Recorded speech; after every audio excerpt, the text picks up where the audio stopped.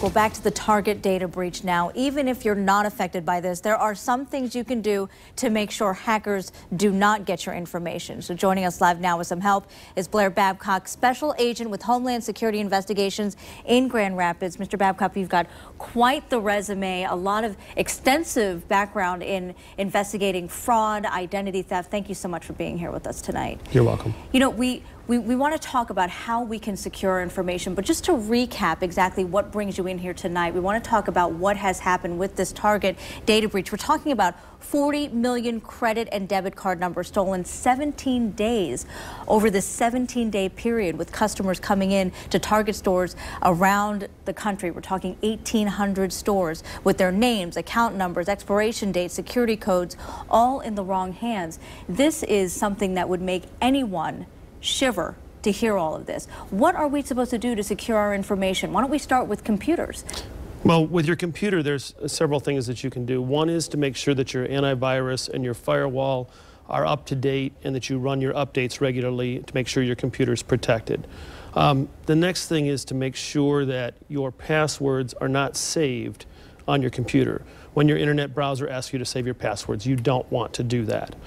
You want to keep them off the computer as much as possible. And those are all things that make life a lot easier, but could definitely be a problem down the road. Absolutely.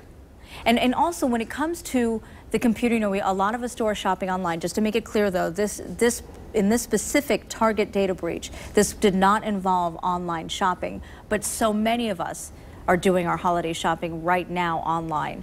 So what are we supposed to do? Because there are so many ways for hackers to get your information when you're typing things online. Well, one of the things online is to make sure that you know the sites you're going to, that you're not going to strange sites and providing your information to companies or people that you really don't know what they're all about.